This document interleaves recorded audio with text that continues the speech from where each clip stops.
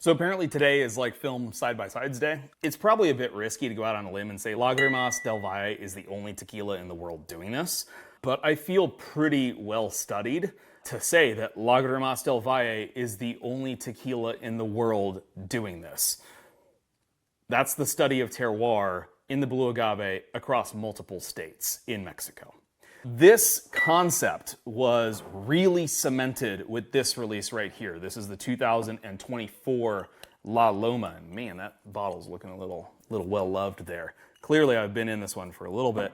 Not just for this brand, but I mean in general. If you're tasting blind, if you're wanting to better know your own palate, side-by-sides are a really great way to go. One of the best things you can do is what's called a triangle blind, which is where you would have somebody else involved, but you would pour two of one sample and one of another sample and have them give it to you in a blind. Obviously, they have to remember and mark and know which is which, but that way you can truly blind it and to test for a control, right? The control being the sample that's the same, the experiment being the different sample. Now, like any great experiment, what you need to do is control as much as you can. So that way you're only studying one thing in particular. When we were pursuing Lagrimas del Valle and Chava and the Rosales family at Cascawin, one of the major conversations that kept coming up was the pursuit of terroir across multiple states. So what a lot of folks don't realize is that there are 5 states within the denomination of origin for tequila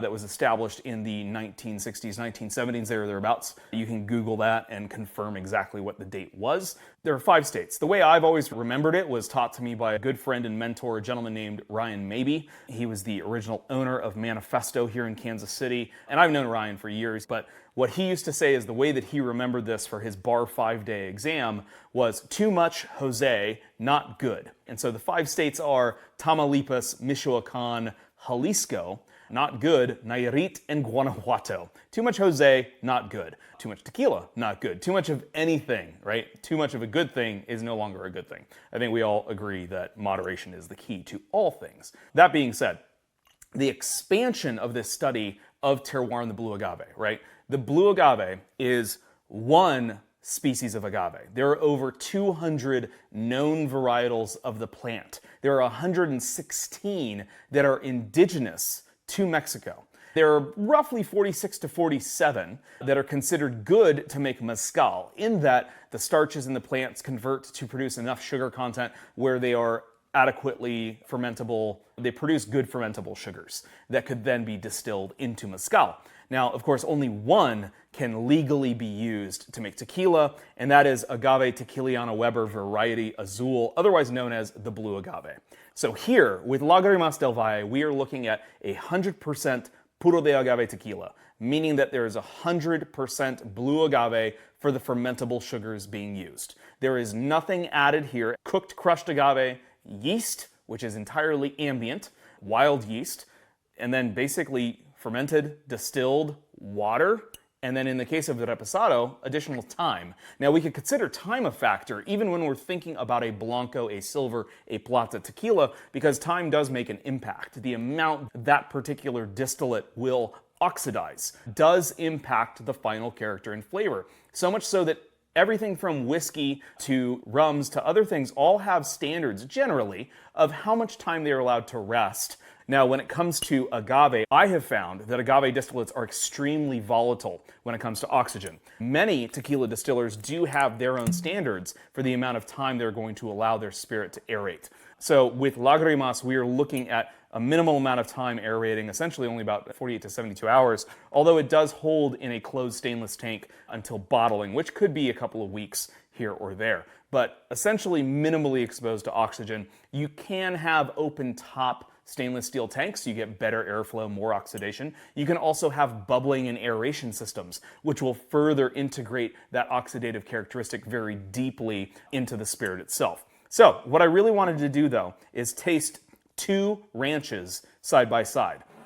So the concept of Lagrimas del Valle is Rancho Único, a unique ranch, a unique single plot of land. Everything about the production process for Lagrimas is controlled, because the idea is, like a great experiment, to only have one aspect change from production to production. And so myself, Chava, who is now the third generation of the Rosales family distilling at Cascawin.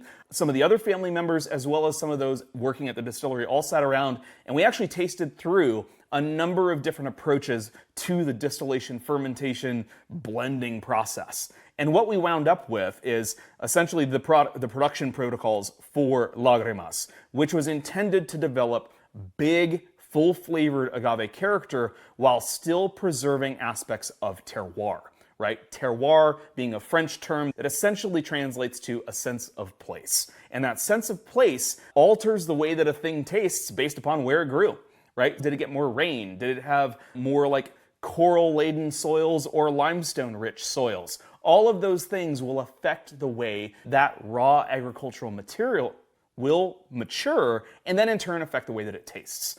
So what we're looking at here is one field, El Sabino, coming from Teuchitlan in Jalisco, and another field, La Loma, coming from Michoacán. So two completely different states, not just different ranches, little microclimate shifts, but wildly different terroir.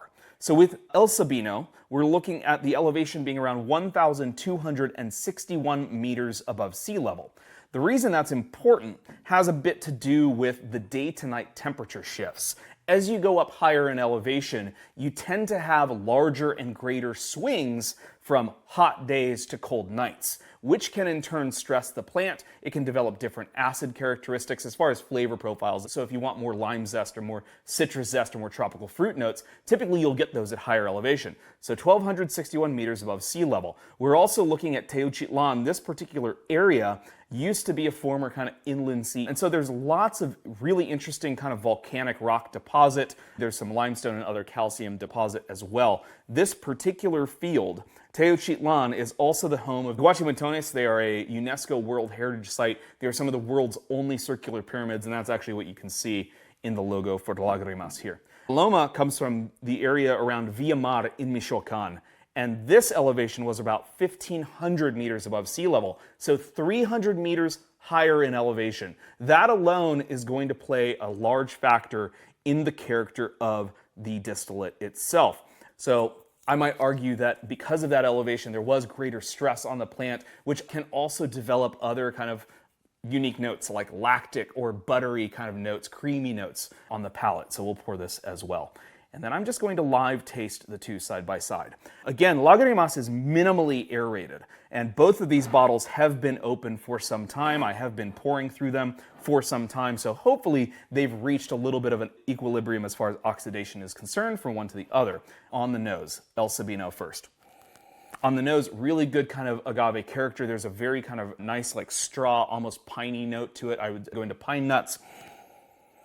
Good kind of citrus elements to it, very like light, subtle minerality. You can tell that there's some mineral content there, but it's very subtle and subdued. I'd say limestone, little bits of calcium. This to me just reads like classic tequila, very bright, good, like grassy, citrusy, little bits of pepper, and all around just beautiful agave spirit on the nose. La Loma comes off, again, much creamier. I get a lot more cooked agave note immediately out of the gates. I would say El Sabino is brighter, a little bit more straw-like citrusy hay. I'm a mild synesthetic, so I think sometimes in images or in colors. With the El Sabino, like again, it's more kind of thin, it's more bright, it's a little bit more kind of straw. Whereas with La Loma is bigger, it's a little bit more unctuous. It's going to be a bit weightier on the probably a more full palate experience rather than El Sabino.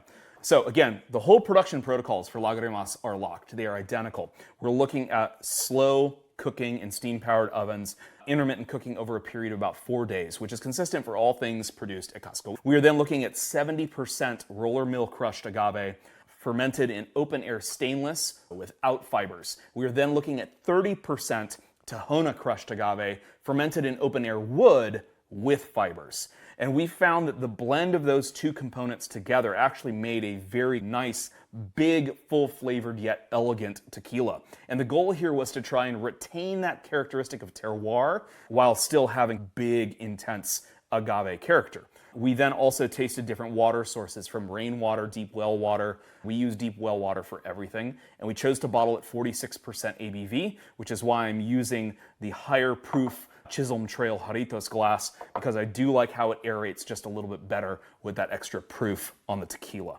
So on the palate, El Sabino, much more mineral on the palate.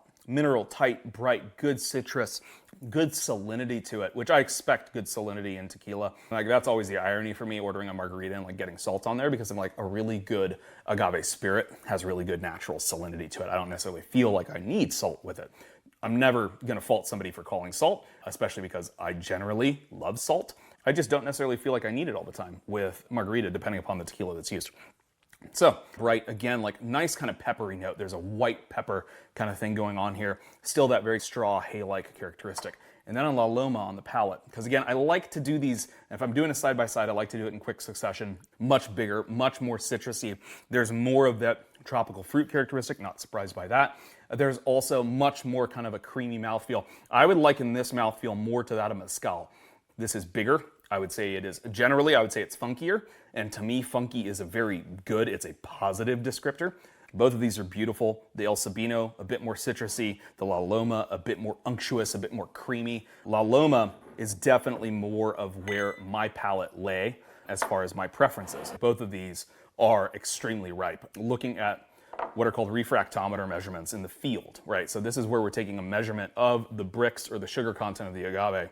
The field readings on the El Sabino were roughly at 40% Brix, which is extremely high, which means that these were really overripe and really high quality agave. And on La Loma, these, if I recall, were at 38% Brix. So ironically, these were lower sugar content in the field on the reading, but the way that the characters and flavors present on the palate, I would actually argue that Loma reads as a sweeter tequila than the El Sabino does. This is what makes every bottling of Lagrimas completely unique and rare, because we may not see these exact fields again for another 6 to 8 years, or ever, because these are not family-owned fields. These are contracted agave farmers, and who knows if they're going to plant agave again, right? As the life cycle of that plant ebbs and flows, as the agricultural demand ebbs and flows, the demand for agave will ebb and flow, and those farmers may opt to plant other crops, things like corn, beans, other subsistence crops, or just use it for grazing land. So you never know. You may never see El Sabino again. You may never see La Loma again. Always limited and rare by its nature, always distinct and different, but they will always also have that really distinctive kind of thumbprint that I identify with the character of Lagrimas, of the character of Cascawin, of the Rosales family, which is something that has been developed very painstakingly and meticulously now over 3 generations at the distillery in El Arenal. So there you have it. Lagrimas del Valle tequila, the only tequila in the world studying terroir in the blue agave across multiple states in Mexico. Terroir being this concept that we celebrate in everything from chocolate to wine to coffee, you name it. It is undeniably present, and this is the only tequila in the world looking at this across multiple states in Mexico. Cheers. So I just finished up recording a video all about terroir in the blue agave and how Lagrimas del Valle is the only tequila in the world celebrating terroir in the blue agave across multiple states. So I did a side-by-side with 2023 El Sabino and 2024 La Loma. But as I was about to pack up, I noticed something else that's fun and interesting.